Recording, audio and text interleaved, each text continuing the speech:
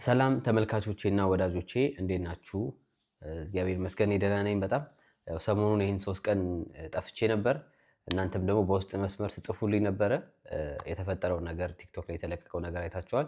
እናም የጠፋሁበትን ምክንያት ይህን 3 ቀን አሁን ቤት እንደምለቅ ታውቃላችሁ። እስከ ቀጣይ ሰኞ ድረስ ማስረከብ ስላለብኝ ቤቱን በሱ ቢዚ ስለነበርኩ ቤት እየለቀኩ ስለነበር ለዛ ነው ቢዚ የሆንኩት። እንዳጋጣሚ ግን ይሄ ነገር ሲፈጠር ግዴታ እኔ ደግሞ እላያችሁ ላይ የሚለጠፈውን ነገር ውሸት የተባለው ነገር እየመጣ በሚወጣ ሰዓት እኔ ደግሞ ራሴን ዲፌንድ ማድረግ ስላለብኝ እናም ደግሞ ያው ውሸት በተደጋጋሚ በሚደጋገም ሰዓት እውነት ስለሚመስል ያንን ነገር ለማጥራት ነው የመጣሁት። ሰሞኑን የተለቀቀው ነገር ብዙ ሰዎች አስጨንቋችሁም፣ ብዙ ሰዎች ደግሞ ተገርማችሁም፣ ብዙ ሰውም ደግሞ ያመናችሁ አላችሁ። አሁን የተፈጠረ ነገር መስሏችሁ ማለት ነው። አጠቃላይ ይሄን ለማብራራት ነው የመጣሁት እና ይሄ ቪዲዮ የተለቀቀበት ይሄ ቮይስ የተለቀቀበት ዋነኛ ምክንያት ባይገባኝም ምን ተፈልጎ ምን ለማስተላለፍ እንደሆነ ለምን ልጆቹን አሁን ዓርብ ዕለት ነበር ያስረከብኩት። ልጆቹ ደግሞ በፍርድ ቤት ሁሉ ነገር ሂደቱን አሳይቻቸዋለሁ። ያንንም በመስራቴ ደግሞ አሁንም በጣም ደስተኛ ነኝ። ለምን ሁሌ ባልሰራ ኖሮ ሁሌ የሚለጠፍብኝ ነገሮች በዛው ስለሚደራረቡ እንዳልኳችሁ ውሸት እውነት ስለሚመስል ያንንም ለጥፌ ልጆቹንም ሳስረክብ ተናግሬያለሁ። ያስረከብኩበት በኋላ ደግሞ እንደዚህ አይነት ቮይስ ሲለቀቅ ሰው ምንድነው የሚያስበው? ሌላ አይነት ነገር በቃ ውዝግብግብ ነው የሚፈጠረው እና ያንን ነገር ባይገባኝም ስቲል ለምን ቮይሱ እንደተለቀቀ ተበደልኩ ለማለት ነው ወይስ አሁን ይቅርታ ጠየቀኝ ለማለት ነው? እሱ ግልጽ አልሆነኝም። እናንተም ግልጽ እንዳልሆነላችሁ ከኮሜንታችሁ ከአስቴታችሁ ተረድቻለሁ። እኔ በፈለኩት መንገድ በፍርድ ቤት ተወስኖልኝ ልጆቼን ማየት ባለብኝ ሰዓት እንደማይ ከዛ ከነሱ ጋር ያለኝ ግንኙነት በዚህ ቋጭቼ የራሴን ህይወት መኖር ሲጀምር ከዛ አዲስ ህይወት ነው ለኔ። ከዛ ቀን ጀምሮ በብዛት ትዳር ውስጥ በይቅርታ ብዙ የሚታለፉ ነገሮች አሉ። አስቀየማችሁም አላስቀየማችሁም፣ በደላችሁም አልበደላችሁም የሰው ልጅ ይቅርታ ይላል። በሰዓቱ ደግሞ ይቅርታም ብዬ ነበር። በመሃል እሷ እንደዚህ ትክዳኝ አትክዳኝ ይሄ ራሱን የቻለ ያው ትዳር ውስጥ ምን አስባ እንደሆነ በሰዓቱ እንደቀዳችኝ እኔ ደግሞ ከልጆቹ በማሰብ ትዳሩን በማሰብ ያወሯቸውን ነገሮች እሷ በቮይስ ቀርታ እንደዚህ የዛሬ 2-3 ዓመት የተፈጠረውን አሁን ብትለቅ ማንም ሰው ትዳር ውስጥ ይቀያየማል። እንዳልኩት ማንም ሰው ትዳር ውስጥ ፐርፌክት የሆነ ትዳር የለም እኔ እስከማውቀው ድረስ። ስለዚህ ይሄ ነገር ወጣ። ይሄ ነገር ደግሞ የወጣበት ተበድያለሁ ብሎ ሰውን ለማሳመን ነው። እናም እግዚአብሔር በሚያውቀው እኔ ያው ማርያምንም እየጠራው አንድ ቀን እኔ እሷ ላይ እጄን አንስቼባት አላውቅም። ይሄን ያህል የከፋም በደል በድያት አላውቅም። ታኮርፍ ሊሆን ይችላል፣ ቤት ውስጥ ልትቀየም ትችላለች። ልቤ ያው ሴቶች በማኩረፍ ወይ ልባቸው ሊጎዳ ይችላል ወይ ተቀየምኩ ምናምን ብለው በማኩረፍ በእንደዚህ አይነት ወይ በቃ ትዳር ውስጥ ያለው ነገር የማኩረፍ የመቀያየም ነገር በእንደዚህ አይነት ነው ህይወት ውስጥ ስናሳልፍ የነበረው። እኔም ደግሞ ለእሷ በጣም ጥሩ በመሆን ቤተሰቤ ድረስ እንትን በማለት ለትዳር ብዙ በቃ የሚገባኝን መስዋዕትነት ከፍዬ ከልጆች ጋር ያለውን ነገር በአጠቃላይ ማድረግ ያለብኝን ነገር እንደ ወንድ አድርጌ ስኖር ነበር። ይሄን ያህል አስከፊም በደልም በድያት አላውቅም። ይሄን ያህል ደግሞ እኔ ላይም የተነሳብኝ ነገር እንደተባለው እንደተወራብኝ ቢሆን ኖሮ እስካሁን እስር ቤት ታገኙኝ ነበር። እስካሁን ያው ብዙ ነገር ነበር የሚደርስብኝ። ከእናት ወገን ደፈረኝ ተባለ፣ ከእሷ ደበደበኝ ተባለ፣ እንደ ቀነኒ ስላልሞትኩ ነው ተባለ። እንዳለ የተነሳብኝን ብዘረዝረው ማለት ነው እናንተ ሾርት ሚሞሪ ስላላችሁ ነው እንጂ አንድ ባንድ ማስታወስ ማሰብ ብችሉ አንድ ባንድ የተባለውን ነገር ባወጣላችሁ የዛኔ ትረዳላችሁ። ለምን ሰው አጭር ሚሞሪ ስላለው በቃ ዛሬ የሰማውን ነገ ስለሚረሳ ጣቱን መጠቆም ብቻ ስለሚሆን ማለት ነው።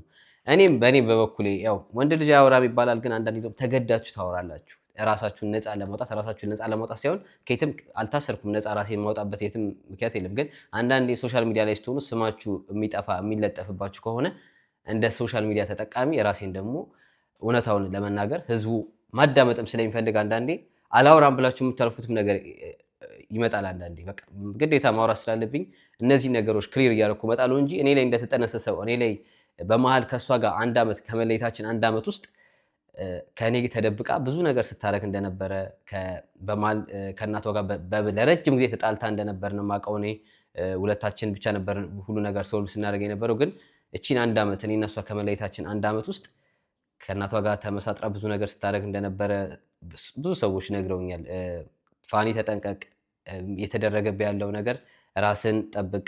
እኔ ደግሞ በቃ አምናት ነበር። ብዙ ይሄን ያህል ተዋሻለችም ውሸታም ናት ብዬ በህይወት ያስቤም አላውቅም ነበር። ግን አሁን ከወጣ በኋላ ነው ብዙ ነገር እንዴ እያልኩ ማስታወስ የጀመርኩት። እንደዚህ ውሸታም ነበረች እንዴ እንደዚህ የሚለውን ነገር አእምሮዬ ላይ የመጣብኝ ማለት ነው። እና በቃ እኔ ላይ የተጠነሰ ሰው እንደተባለው እነሱ ቢፈልጉ ቢሳካላቸው ኖሮ አሁን እዚህ ጋር ማታገኙኝ ነበረ።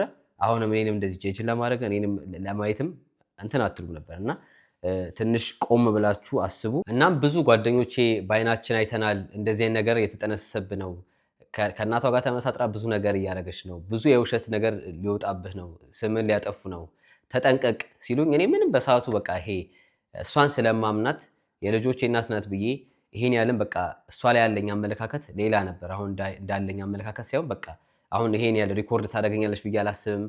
ይሄን ያህል እሷን ፈርቼ ምንም የምጠነቀቀው ነገር የለም። ነገ የሆነ ነገር ታደርግብኛለች ብዬ ራሳችሁ የምጠነቀቁት አይነት ባህሪ ያለ እንደዚህ አይነት ነገር ራሱ አይቼባት ተጠንቅቄም አላውቅም ነበር በሰዓቱ በቃ ስለማምናት።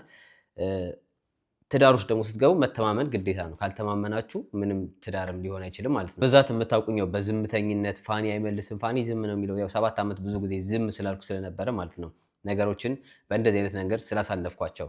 አሁን ላይ ግን ተገፋፍቼ ይሄ ሁሉ ገፍተውኝ በህግ ደረጃ ድረስ ራሴን ደግሞ ዲፌንድ እስከማድረግ ድረስ እየወጣሁ እንደዚህ በማውራ ሰዓት ያው የምትቀየሙ ደስ የማይላችሁ ሰዎች ሊሆኑ ይችላላችሁ። እሱ የኔ ህይወት ስለሆነ ራሴን ዲፌንድ ማድረግ ስላለብኝ ባለኝ ፕላትፎርም ራሴን እየወጣሁ ዲፌንድ ማድረግ አለብኝ።